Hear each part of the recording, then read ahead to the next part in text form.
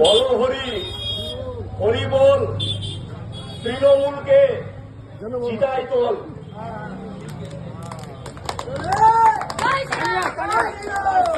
তৃণমূলের পগার পার এবার যাবে সব তিহার।